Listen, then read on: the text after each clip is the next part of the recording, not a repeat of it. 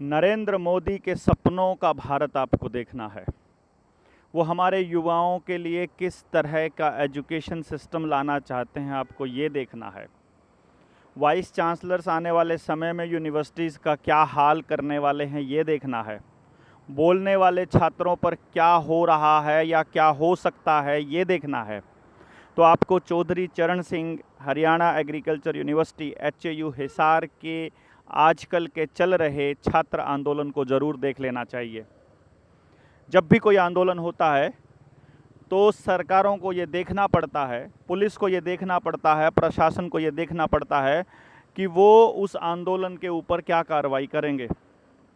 यदि उस आंदोलन को करने वाला कोई एक वर्ग है, जो छोटा वर्ग है, कोई एक कास्ट है, किसी एक नौकरी वाले हैं, उनकी संख्या कितनी है, यदि वो देखते हैं तो उनके ऊपर अटैक करना आसान होता है।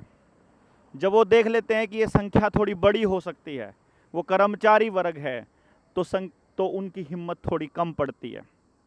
जब वो देखते हैं कि इसको ये सब करने वाले किसान हैं, तो तब उनकी हिम्मत अलग होती है।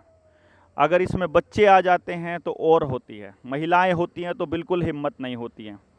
अब जो चल रहा है वो छात्र आंदोलन चल रहा है, और मैंने एक चीज़ नोटिस की है कि अभी अभी यूनिवर्सिटी के प्रशासन ने लिखित में कमिश्नर को एक कंप्लेंट दी है, जिसमें ये कहा गया है कि ये कुछ बच्चे एजिटेशन में बैठे हैं और दूसरे बच्चों को एग्ज़ाम नहीं देने दे रहे, जबकि असली बात तो ये है ही नहीं। जब उस लिस्ट को देखा जाता है, उसमें एक बच्चा गर्ग है और एक बच्चा गुप्ता है, बाकी कोई गोयत है, कोई अहलावत है, कोई मतलब पुनिया है। कहने का मतलब ये हुआ कि उस पूरी लिस्ट को देखा जाए तो सिर्फ जाटों के बच्चों को टारगेट किया हुआ है। हमने सोचा कि ये टारगेट जानबूझकर किया गया है या फिर अचानक हो गया। तो उनमें से कुछ छात्रों को हम लोग जानते थे, हमने उनके पास लिस्ट भेजी और उनसे पूछा कि ये कौन लोग हैं। पता चलता है कि इनमें से कुछ लोग तो एजिटेशन में है ही नहीं, मतलब जो पहले से ही डरे हुए लोग हैं या पहले से ही जो इसमें भाग नहीं ले रहे, उन्हीं को और प्रताड़ित किया जा रहा है। और ये कहा जा रहा है कि क्योंकि तुम वहाँ धरने पर मौजूद थे। इससे पहले आपने प्रकरण देखा होगा कि बच्चों को ज़बरदस्ती पकड़ करके एग्ज़ाम में बिठाया जा रहा है, और जब कुछ बच्चे बोल रहे हैं पुलिस वालों को और वहाँ के प्रोफेसर्स को कि तुम ज़बरदस्ती वाइवा क्यों ले रहे हो, तो वो कहते हैं कि भैया ये तो हम तो ज़बरदस्ती नहीं ले रहे हैं, ये तो बच्चे खुद गए हैं, जबकि उनको ज़बरदस्ती धकेल करके उठा करके ले करके गए हैं। बाद में पता चलता है कि वो बच्चों से अंडरटेकिंग भी ले रहे हैं, जिनका वाइवा लिया जा रहा है, जिनके PhD की थीसिस जमा होनी है, उन बच्चों से अंडरटेकिंग ली जा रही है कि हम कभी भी धरने में शामिल नहीं होंगे। मतलब हम अगर प्रशासन कुछ भी गलत उनके साथ करेगा तो वो बच्चे कभी भी अपनी बात को आगे बढ़ करके नहीं बोलेंगे, ऐसा वो अंडरटेकिंग दें, ऐसी बात कह रहे हैं। अब आप ही बता दीजिए कि जो बच्चा अपनी आवाज़ ही नहीं उठा सकता, ऐसा नौजवान कैसे भारत का निर्माण करेगा? आप सोच करके देखिए। यूनिवर्सिटीज़ से, कॉलेज से जो छात्र राजनीति समाप्त की है, उसका कारण यही है कि ये लोग चाहते हैं कि जो नई पीढ़ी है वो बोलना बंद कर दे, वो अपनी आवाज़ उठाना बंद कर दे।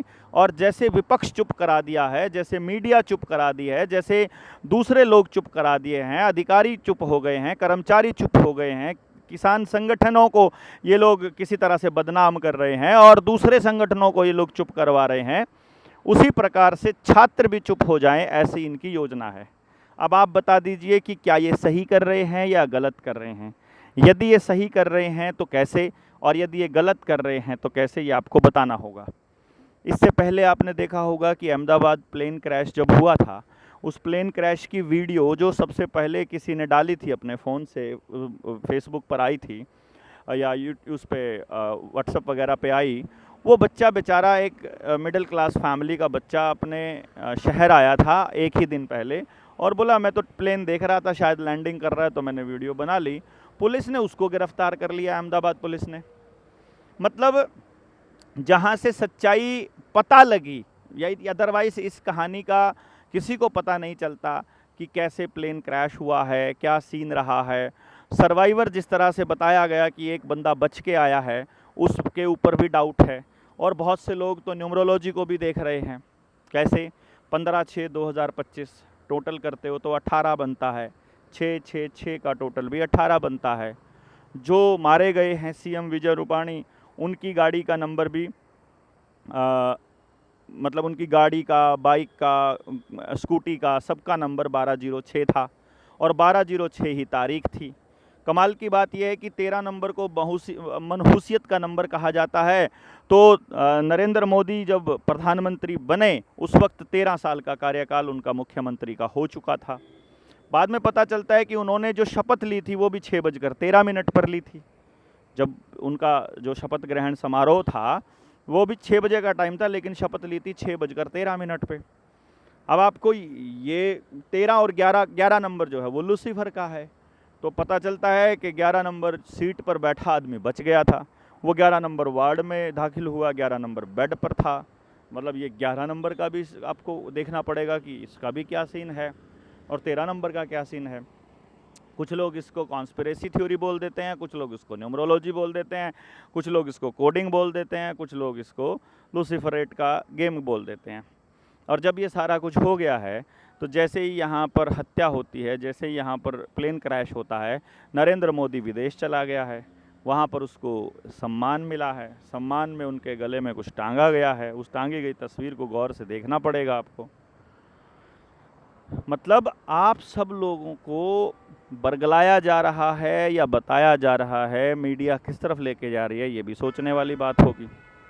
साथ के साथ मैं आप लोगों से गुजारिश करूंगा कि आप सब लोग इन बातों की तरफ ध्यान दीजिए कि प्रशासन आपको किन बातों पर चुप करा रहा है।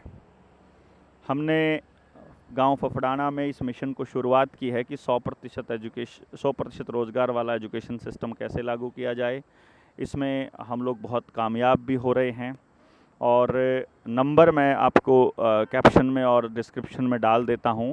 वहां पर मैसेज डाल करके आप जनता सरकार मोर्चा की 20, 21 और 22 को कैथल में होने वाली जो गुज्जर भवन है, यानी गुज्जरों का वहाँ धर्मशाला है, उसमें होने वाली इस ट्रेनिंग में आप शामिल हो करके हमसे जुड़ सकते हैं। बहुत से लोगों के मैसेजेस आते हैं कि आपसे कैसे जुड़ा जाए, आप किस तरह से मतलब आपसे कैसे मिला जाए। तो जिनको जुड़ना है, जिनको मिलना है, जो लोग इस पूरी मुहिम में जनता सरकार मोर्चा के इस पूरे अभियान में शामिल होना चाहते हैं, निडर जेएसएम के साथ जुड़ना चाहते हैं, हमारे साथ जुड़ना चाहते हैं, उनका स्वागत रहेगा कि हम लोग उस दिन शामिल रहेंगे इस ट्रेनिंग के अंदर 20, 21 और 22 तारीख को। 22 तारीख को ही जींद में एक मीटिंग है उचाना में, जिसके अंदर लिव इन रिलेशनशिप और इन सब मुद्दों के ऊपर चर्चा होनी है। तो उसके बारे में भी हम आपको जानकारी दे देंगे। और किसी भी तरह की जानकारी और कोई सवाल आपके दिमाग में आता है तो आप कमेंट बॉक्स में डाल करके आप अपनी बात रख सकते हैं, ताकि हम उसके ऊपर भी अपनी बात रख सकें। किन्हीं मुद्दों के ऊपर आप स्पष्टीकरण चाह रहे हैं तो वो भी आप बता सकते हैं। निडर इंडिया चैनल के ऊपर अलग अलग प्लेलिस्ट बनी हुई है, उसमें एजुकेशन की ट्रेनिंग भी है, उसमें जनता सरकार मोर्चा की ट्रेनिंग भी है, न्यू वर्ल्ड ऑर्डर से रिलेटेड भी है, उसमें समस्या भी है, समाधान भी है, गांव में किया जाने वाला जो शिक्षा क्रांति की मुहिम है उसका जिक्र भी है, और तमाम तरह की चीज़ें उसके अंदर हमने शामिल की है। तो आप सब लोग जितने भी जुड़े हुए हैं, आप सारे के सारे उस ट्रेनिंग का हिस्सा बनकर आप उनको देख करके आप जान सकते हैं कि हम किस तरह के भारत का निर्माण चाहते हैं। साथ के साथ आप कैप्शन में, डिस्क्रिप्शन में वीडियोस के लिंक दिए हैं, उनको जान करके भी आप हमारी थॉट प्रोसेस को समझ सकते हैं और हमसे जुड़ सकते हैं। आप सब लोग जुड़े, आपका बहुत बहुत धन्यवाद। आप सब लोगों से उम्मीद रहेगी कि आप सब्सक्राइब करेंगे और लोगों को बोलेंगे और साथ के साथ इस पूरी मुहिम में आप हमारा साथ देंगे। जय हिंद, जय भारत।